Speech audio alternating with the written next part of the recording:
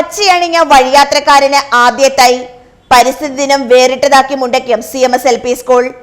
ലോക പരിസ്ഥിതി ദിനത്തിൽ വേറിട്ടതും മാതൃകാപരവുമായ ആഘോഷവുമായി മുണ്ടയ്ക്കും CMS-LP സ്കൂളിലെ കുട്ടിപ്പട്ടാളം. വിദ്യാർത്ഥികളും അധ്യാപകരും ചേർന്ന മുണ്ടയ്ക്കും ടൗണിലേക്ക് നടത്തിയ ഹരിത സന്ദേശ റാലി ജനശ്രദ്ധ പിടിച്ചുപറ്റി. ടൗണിൽ പ്രവേശിച്ച റാലിയിൽ കൗതുകകരമായ ഒരു തുടക്കമാണ് വിതരണത്തിനായി ഒരുക്കിയത്.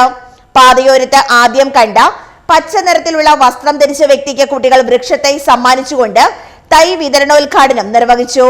നമ്മുടെ പബ്ലിക്കിൽ കാണുന്ന പച്ച ഡ്രസ് ഇട്ട ഒരാൾക്ക് ഒരു വൃക്ഷത്തൈ സമ്മാനം നൽകുക എന്നുള്ളതായിരുന്നു.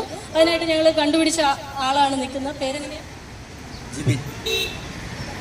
ഇവിടെ തന്നെയാണോ സ്ഥലം?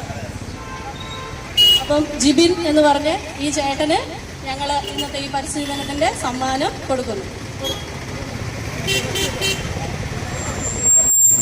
ഇത് നമ്മുടെ ഒരു പ്രത്യേക പരിസ്ഥിതി ദിനം ആഘോഷിക്കുന്നതിൻ്റെ ഒരു സമ്മാനമാണ്. ഈ മരത്തിൻ്റെ പേര് കൊക്കോ എന്നാണ്. ഇത് കുറേ ദിവസം കൊണ്ട് വളരും. ഇതിന് കുറേ വെയിലും വെള്ളവും ഒഴിക്കരുത്. വെള്ളം ആവശ്യത്തിന് ഒഴിക്കുക, വെയിൽ കൊള്ളിക്കാതിരിക്കുക, നന്നായിട്ട് നോക്കണം.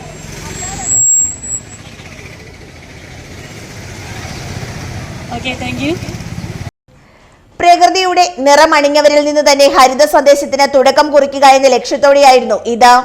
വെറുതെ വൃക്ഷത്തൈകൾ വിതരണം ചെയ്യുക എന്നതിനപ്പുറം പ്രകൃതി സംരക്ഷണത്തിന്റെ പ്രാധാന്യത്തെക്കുറിച്ചും മരങ്ങൾ നട്ടുപരിപാലിക്കേണ്ട രീതികളെക്കുറിച്ചും വിദ്യാർത്ഥികൾ മുതിർന്നവർക്ക് ബോധവൽക്കരണ ക്ലാസും നൽകി.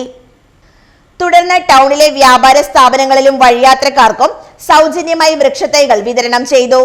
ഭൂമിയെ പച്ചപ്പണിയിക്കാനും വരും തലമുറയ്ക്കായി പ്രകൃതിയെ കാത്തുസൂക്ഷിക്കാനുമുള്ള വലിയ സന്ദേശം ജനങ്ങളിലേക്ക് എത്തിച്ചാണ് കൊച്ചുകൂട്ടുകാരുടെ പരിസ്ഥിതി ദിന റാലി സമാപിച്ചത്. സ്കൂൾ അധികൃതരും അധ്യാപകരും പരിപാടികൾക്ക് നേതൃത്വം നൽകി.